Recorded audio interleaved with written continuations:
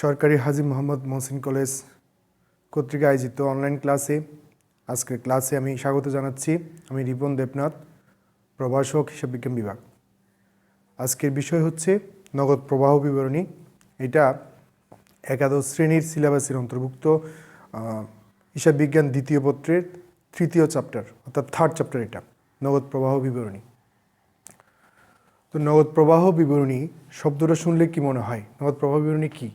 নগদ প্রবাহ হচ্ছে নগদ প্রবাহের যে বিবরণী, সেটা হচ্ছে নগদ প্রবাহ বিবরণী। এখানে নগদ অন্তঃপ্রবাহ এবং বহিঃপ্রবাহ দুইটাই বিবরণীর মাধ্যমে দেখানো হয়।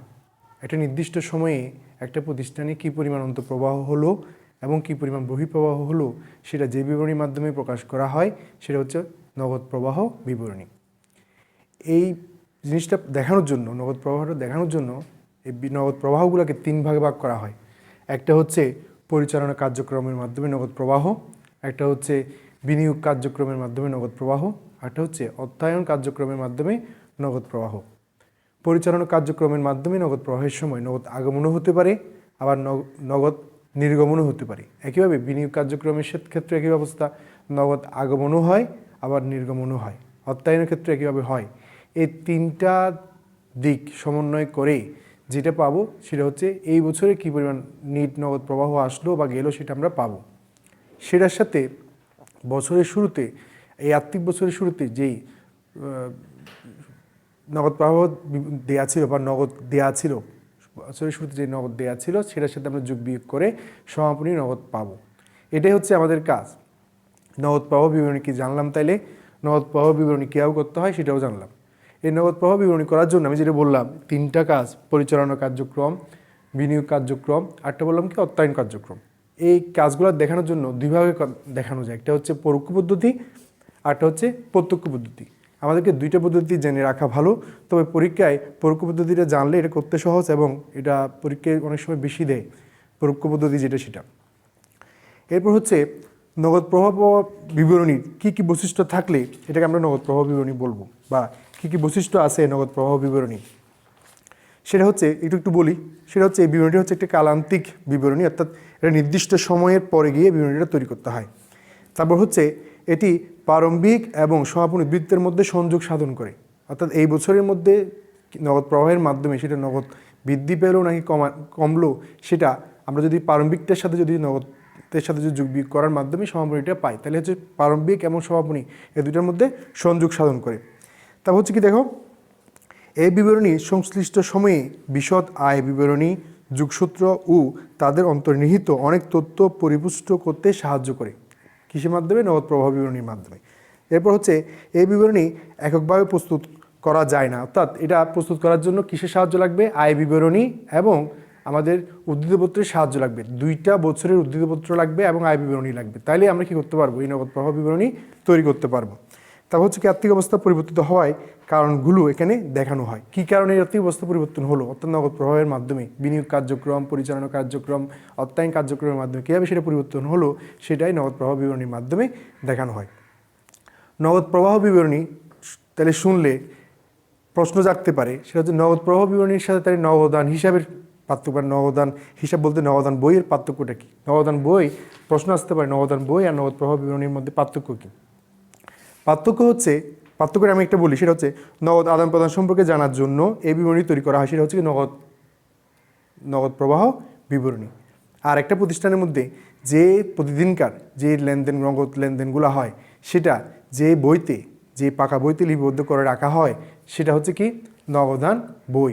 আমরা যদি নগদান বইয়ের আমরা যদিও সংজ্ঞা পড়ি, সেটা হচ্ছে কি? নগদান বই হচ্ছে একটা হচ্ছে হিসাবের পাকা বই, যেখানে হিসাবগুলা স্থায়ীভাবে লিপিবদ্ধ করা হয় এবং সেটার সামান্য কি দেওয়া হয়, সামান্য ব্যাখ্যা দিয়ে সেটা লিপিবদ্ধ করা হয়, সেটা হচ্ছে নগদান বই। নগদান বইয়ের কাজ হচ্ছে কি? নগদান বইয়ের কাজ হচ্ছে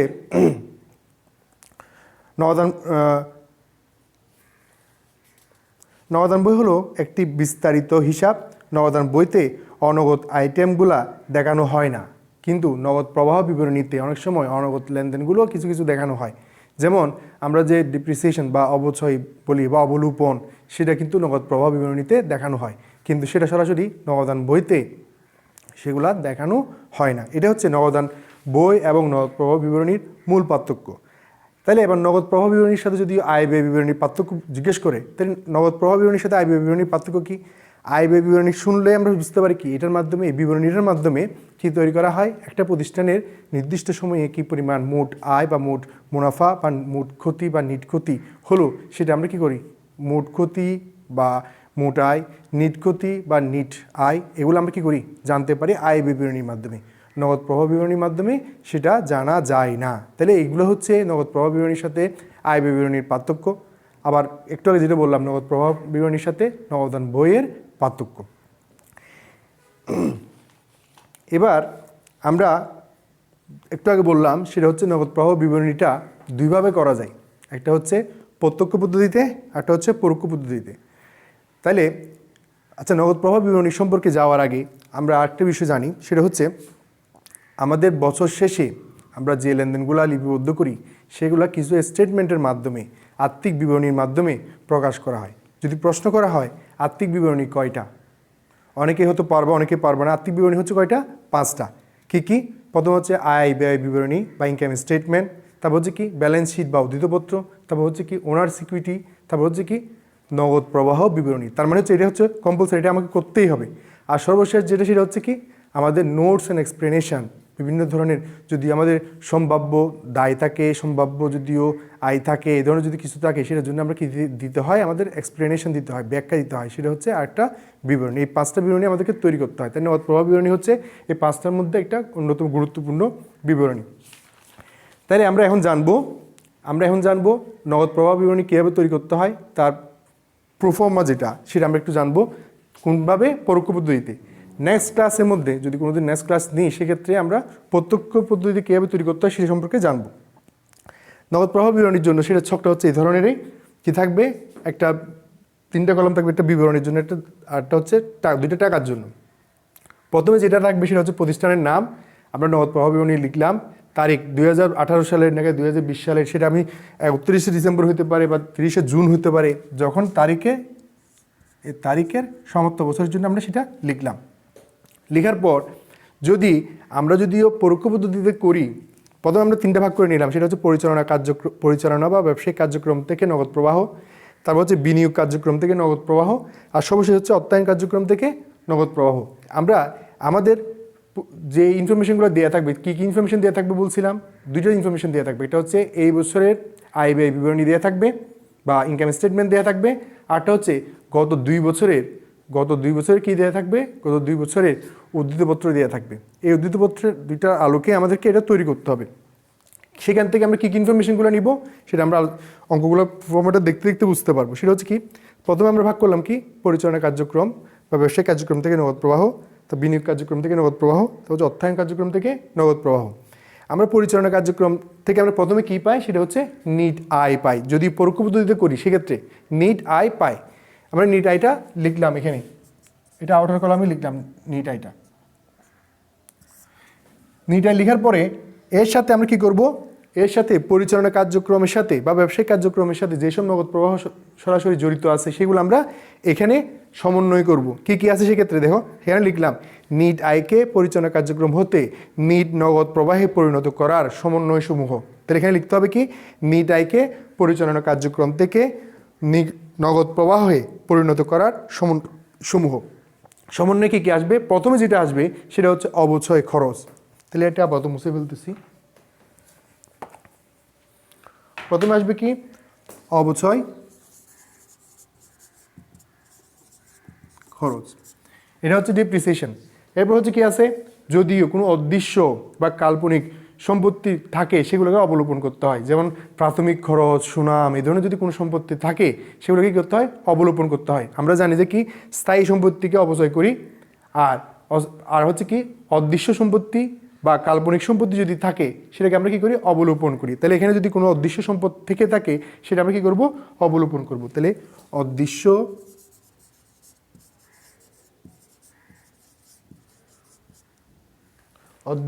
কাল্পনিক সম্পত্তির অবলোপন।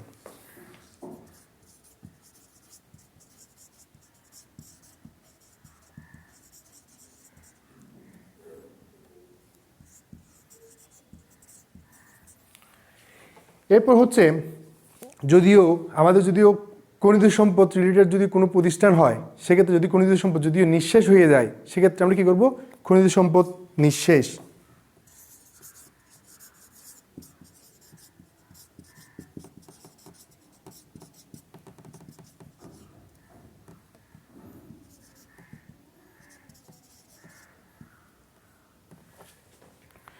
তারপর কি, এরপরে এই তিনটা আমরা কী করলাম, তিনটাই হচ্ছে মূলত হচ্ছে অবচয়ের মতো। তিনটা হচ্ছে কি অবচয় যদি থাকে সেটা আমরা কী করব, সেটা আমরা যোগ করব।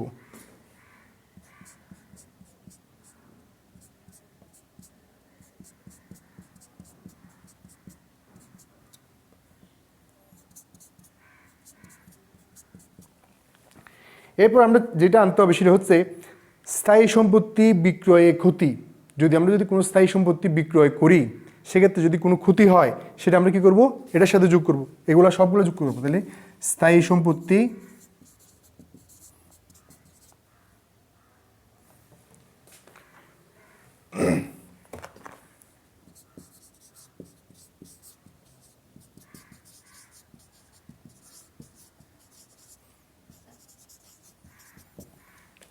আর হচ্ছে এটা কি হবে, যোগ হবে। আর স্থায়ী সম্পত্তি বিক্রয়জনিত যদি লাভ হয়,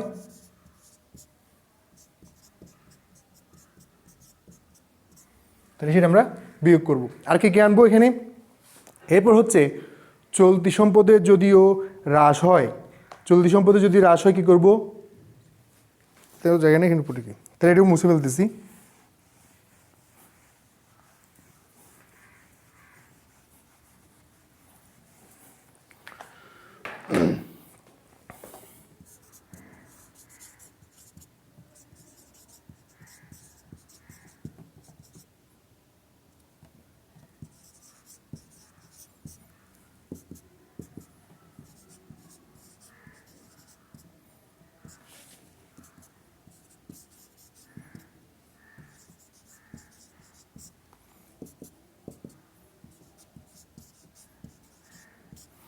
এরপর হচ্ছে চলতি সম্পদ হ্রাস হলে কি করব, চলতি সম্পদ বৃদ্ধি হলে কি করব, চলতি সম্পদ চলতি দায় বৃদ্ধি হলে কি করব, চলতি দায় হ্রাস হলে কি করব।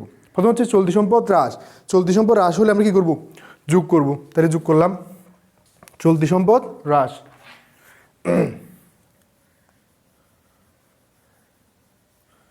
যোগ করলাম। আর চলতি সম্পদ যদি বৃদ্ধি হয় তাহলে কি করব, সেটা বিয়োগ করব। আর চলতি দায় যদি হ্রাস হয় সেটা কি করবো আমরা, চলতি দায় যদি হ্রাস হয় সেটা বিয়োগ। চলতি সম্পদ যদিও চলতি দায় যদি বৃদ্ধি পায় সেটা কি করব, যোগ করব। এই যে চলতি সম্পদ হ্রাস, চলতি সম্পদ বৃদ্ধি, চলতি দায় হ্রাস বৃদ্ধি, এগুলো আমরা কোত্থেকে জানতে পারবো, সেটা হচ্ছে গত 2 বছরের যে উদ্ধৃতপত্র দেওয়া থাকবে, সেখানে চলতি সম্পদ চলতি দায়ের যদি তুলনা করি, গত বছর এর সাথে এই বছরের সাথে যদি আমরা তুলনা করি, তাহলে আমরা সেটা কী পাবো, হ্রাস বৃদ্ধিটা পাবো। আর হ্রাস বৃদ্ধির বিষয়টা আমরা কীভাবে এভাবে কী করবো, আমরা আমাদের নগদ প্রবাহ বিবরণীতে আনবো। আনার পর এই সবগুলো আমরা কী করবো, এইগুলা আগে যেগুলো লিখছি সেগুলো শুদ্ধ, আমরা একটা কী পাবো এখানে, সেটা প্লাস ফিগার হোক, পজিটিভ ফিগার হোক বা নেগেটিভ ফিগার হোক, আমরা 2টি ফিগার পাবো। এটা আমরা এখানে নিয়ে যাব, এটা নিয়ে গিয়ে আমাদের নিট প্রবাহের সাথে সমন্বয় করব। নিট প্রবাহের সাথে যদি আমরা সমন্বয় করি, নিট প্রবাহ বলতে নিট আয়ের সাথে সমন্বয় করব, যোগ বিয়োগ করব। যোগ বিয়োগ করলে যেটা পাবো সেটা হচ্ছে পরিচালনা বা ব্যবসায়িক কার্যক্রম থেকে নিট নগদ অর্জন বা আয়। তাহলে সেটা কি লিখবো এখানে, সেটা লিখব পরিচালন বা ব্যবসায়িক কার্যক্রম থেকে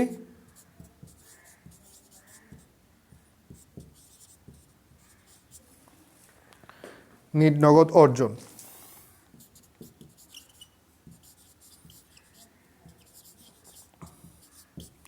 এ হচ্ছে আমাদের পরিচালনা কার্যক্রম থেকে নগদ প্রবাহ কীভাবে বের করতে হয়, তার পরোক্ষ পদ্ধতি কীভাবে বের করতে হয় তার নমুনা।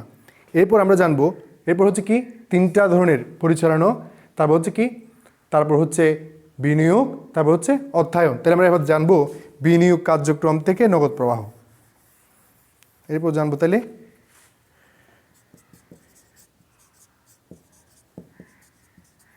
কার্যক্রম থেকে নগদ প্রবাহ।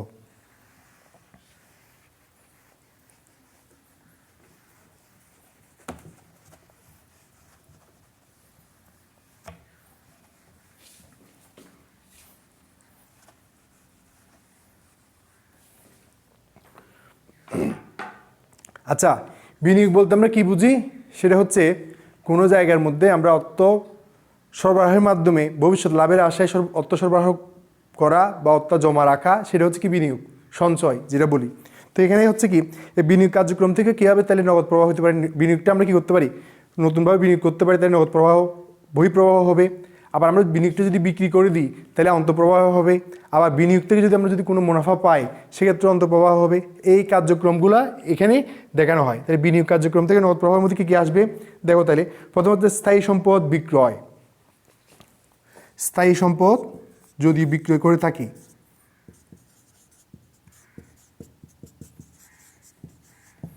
তাহলে আসবে নগদ, সেটা হবে কি যোগ। এবার হচ্ছে অন্যান্য প্রতিষ্ঠানে শেয়ার বা ঋণপত্র বিক্রয়। যদি অন্যান্য প্রতিষ্ঠানে যদি আমরা যদি কোনো বিনিয়োগ করে থাকি, আমাদের প্রতিষ্ঠানের শেয়ার ক্রয় বিক্রয়টা হচ্ছে সেটা হচ্ছে কি অর্থায়ন কার্যক্রমের মাধ্যমে হবে। কিন্তু অন্যান্য প্রতিষ্ঠানে যদি আমরা শেয়ার ক্রয় বিক্রয় করি সেটা হচ্ছে বিনিয়োগ কার্যক্রম। তাহলে হচ্ছে অন্য প্রতিষ্ঠানের শেয়ার বা ঋণপত্র বিক্রয়।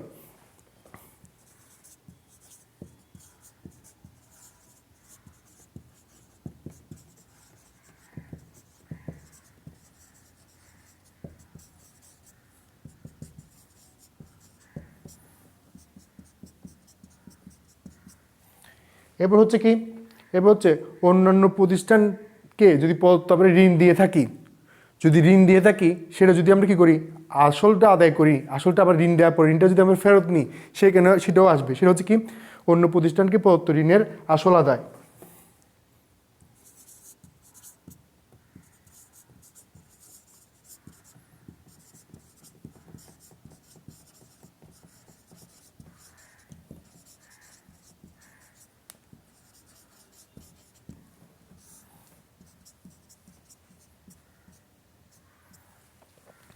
এরপর হচ্ছে কি, এরপর হচ্ছে যদি আমরা স্থায়ী সম্পদ ক্রয় করি, জাস্ট এগুলোর উল্টা, যদি স্থায়ী সম্পদ ক্রয় করি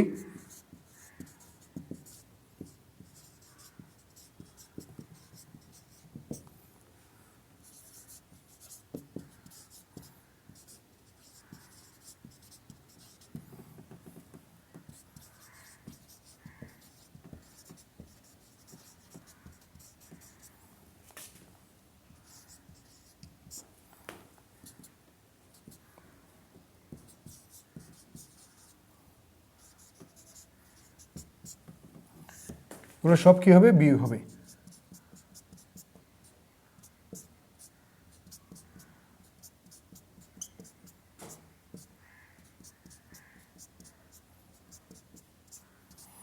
কী কী বিয়োগ হবে? অন্য প্রতিষ্ঠানকে যদি আমরা ঋণ বা আসল যদিও প্রদান করি সেটা আসবে। অন্য প্রতিষ্ঠানকে যদি অন্য প্রতিষ্ঠানের শেয়ার বা ঋণপত্র ক্রয় করলে সেটাও বিয়োগ হবে। যদি স্থায়ী সম্পদ যদি ক্রয় করি তাহলে সেটাও বিয়োগ হবে। এই সবগুলো যদি থাকে আমরা কি করবো, এগুলো সমন্বয় করব। এখন আমরা কি বেশি বিনিয়োগ করছি নাকি বিনিয়োগ থেকে টাকা তুলছি? যদি বেশি বিনিয়োগ করে থাকি তাহলে আমাদের এখানে নেগেটিভ ফিগার আসবে, ঋণাত্মক ফিগার আসবে। আর যদি আমরা যদিও বিনিয়োগ থেকে টাকা যদি তুলে নিই বেশি তাহলে সেটা আসবে কি পজিটিভ ফিগার আসবে। তাহলে আমরা সেটা কি হলো, সেটা হচ্ছে বিনিয়োগ কার্যক্রম থেকে নিট নগদ প্রাপ্তি বা বিনিয়োগ কার্যক্রমে ব্যবহৃত নিট নগদ টাকা। তাহলে কি লিখবো, এটা দুইটাই হতে পারে। যদি যদি আমরা যদিও পজিটিভ ফিগার হয় সেটা হবে কি বিনিয়োগ কার্যক্রম হতে নিট নগদ প্রাপ্তি। তাহলে বিনিয়োগ এটা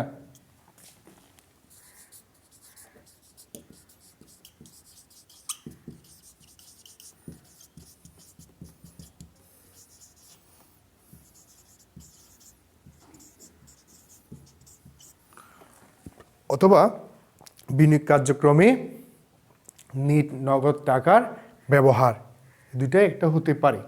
তাইলে আমরা প্রথমে জানলাম কি পরিচালনা কার্যক্রম থেকে নগদ প্রবাহ, বিনিয়োগ কার্যক্রম থেকে নগদ প্রবাহ, আর সর্বশেষ যেটা থাকে সেটা হচ্ছে অর্থায়ন কার্যক্রম থেকে নগদ প্রবাহ। তাহলে আমরা অর্থায়ন কার্যক্রম সম্পর্কে এটা জানি। তাহলে বিনিয়োগ চলে গেল।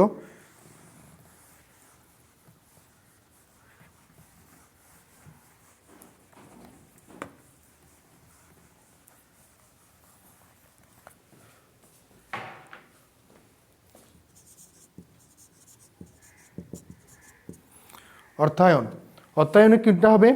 অর্থায়নের মধ্যে আমরা যদিও নতুন কোনো সাধারণ শেয়ার ইস্যু করি, অগ্রাধিকার শেয়ার ইস্যু করি, বন্ড ইস্যু করি, লভ্যাংশ প্রদান করি, এগুলো আসবে কিনা? তাহলে প্রথম আমরা যদিও সাধারণ শেয়ার ইস্যু করলে কি পাবো?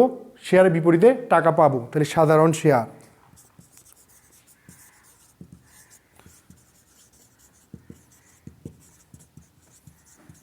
ইস্যু। তারপর হচ্ছে কি? অগ্রাধিকার শেয়ার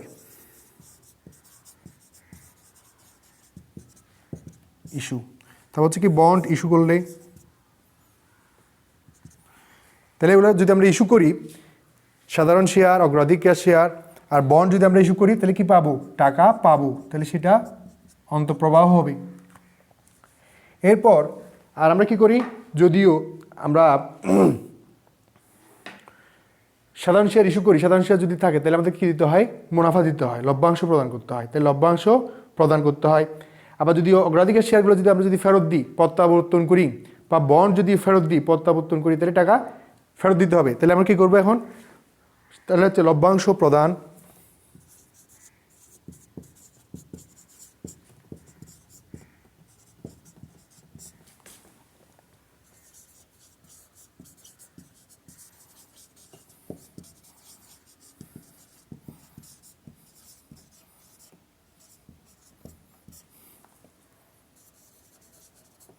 ঋণপত্র বা বন্ড প্রত্যাবর্তন, যদি এই তিনটা থাকে, সাধারণ শেয়ার আমরা যদি মুনাফা প্রদান করি, সেক্ষেত্রে কী হবে? সেটা আমাদের নগদ বহিঃপ্রবাহ হবে, বিয়োগ করব। যদি অগ্রাধিকার শেয়ার যদি প্রত্যাবর্তন করি, তাহলে নগদ বহিঃপ্রবাহ হবে, তাও বিয়োগ করব। ঋণপত্র যদি আমরা প্রত্যাবর্তন করি, তাও নগদ বহিঃপ্রবাহ হবে, আমরা বিয়োগ করব। এইগুলা থেকে আমরা জানবো আমাদের নিট নগদ প্রবাহ আসলো নাকি ব্যবহার হলো। যদিও ব্যবহার হয়, তাহলে আমরা লিখব অর্থায়ন কার্যক্রমের মাধ্যমে নগদ প্রবাহের ব্যবহার। আর আমরা টাকা পাই, উৎস থেকে যদি টাকা আমাদের যদি অন্তঃপ্রবাহ হয়, নিট অন্তঃপ্রবাহ হয়, সেক্ষেত্রে লিখব কি? অর্থায়ন কার্যক্রমের মাধ্যমে নিট নগদ প্রবাহের ব্যবহার কি? প্রাপ্তি। অর্থায়ন কার্যক্রম হতে নিট নগদ প্রবাহের প্রাপ্তি বা নগদ প্রবাহের প্রাপ্তি বা নগদের প্রাপ্তি। এই যে তিনটা পাইলাম, প্রথমে আমরা কি পাইলাম? প্রথমে পাইলাম আমরা মুছে ফেলি তাহলে।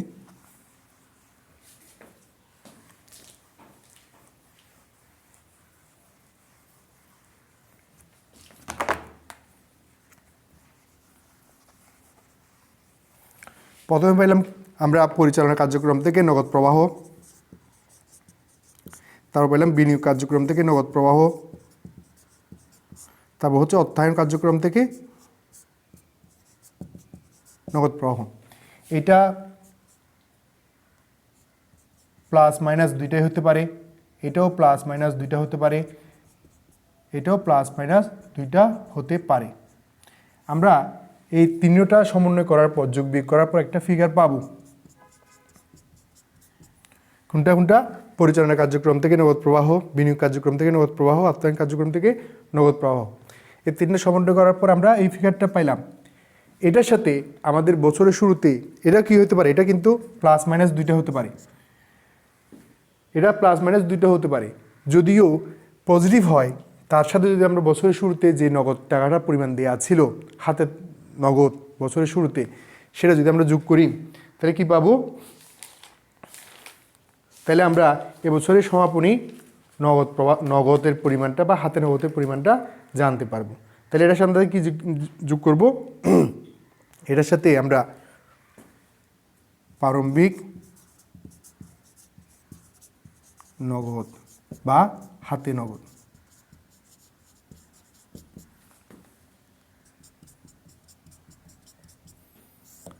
আর যেটা পাবো সেটা হচ্ছে